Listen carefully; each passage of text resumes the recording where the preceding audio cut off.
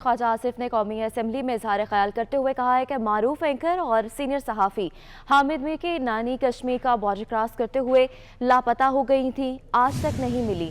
दूसरी जानिब सीनियर सहाफ़ी हामिद मीर ने तस्दीक करते हुए कहा है कि हाँ, मेरी नानी 1947 से आज तक लापता है।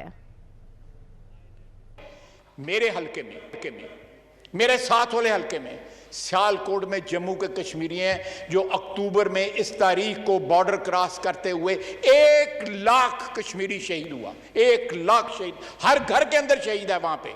मुझे पता, मुझे जाती तौर पे पता है, मेरे मोहल्लेदार हैं लोग, वो मेरे अजीज हैं वो लोग। ये हामिद मीर है ना आपके, मैं आप रिकॉर्ड पे उतारना चाहता हूं, ये एंकर हैं आपके, चले आप मुकर जाएं, बड़ा मशहूर एक मोतबर आवाज़ है सहाफ़त की।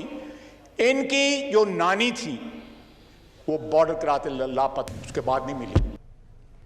ख्वाजा आसिफ ने कौमी असम्बली में इजहार ख्याल करते हुए कहा है कि मारूफ एंकर और सीनियर सहाफ़ी हामिद मीर की नानी कश्मीर का बॉर्डर क्रॉस करते हुए लापता हो गई थी, आज तक नहीं मिली। जबकि दूसरी जानिब सीनियर सहाफ़ी हामिद मीर ने भी तस्दीक करते हुए कहा है कि हाँ, मेरी नानी 1947 से आज तक लापता है।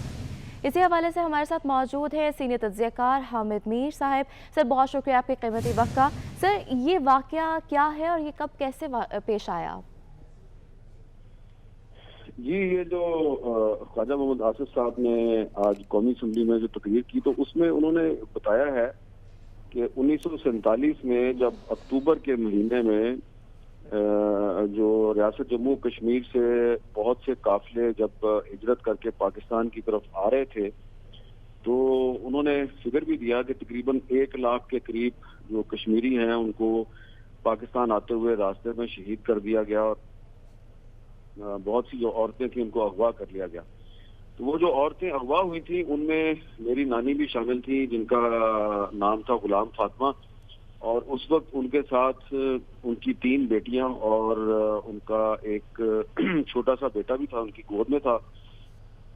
और वो जो उनका बेटा था वो भी उनके साथ ही जब उनको अगवा किया गया, सिखों ने उनको अगवा किया था जम्मू और सियालकोट के बॉर्डर के करीब, तो वो भी साथ ही उनके लापता हो गया। तो उसके बाद फिर उनका कोई पता नहीं चला। दरअसल जो मेरे नाना थे गुलाम अहमद साहब, वो जो कश्मीरी लीडर थे चौधरी गुलाम अब्बास, उनके करीबी साथी थे। तो चौधरी गुलाम अब्बास साहब की भी बेटी को जम्मू से आते हुए अगवा कर लिया गया। तो जो मेरे नाना थे वो अपना जो खानदान है उसको उसके साथ पाकिस्तान की तरफ आ रहे थे। तो जब उनको पता चला चौधरी गुलाम अब्बास की बेटी अगवा हो गई है, तो वो अपनी फैमिली को बस में ही छोड़ के तो चौधरी गुलाम अब्बास की मदद के लिए वापस चले गए।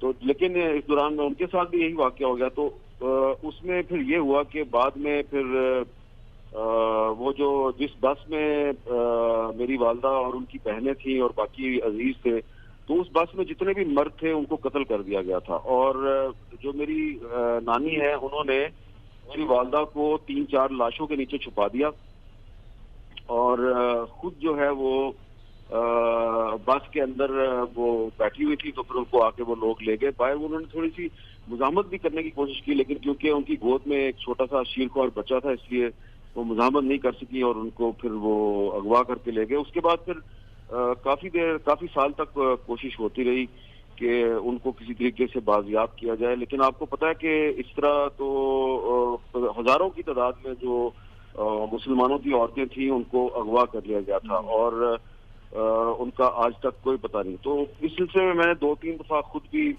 इंडिया गया, मैंने गुरदासपुर जाकर भी उनको तलाश किया, लेकिन कामयाबी नहीं हुई। जी हामिद मीर साहब, आपने हमें इस अफसोसनाक वाक़ये से आगाह किया, बहुत शुक्रिया आपका।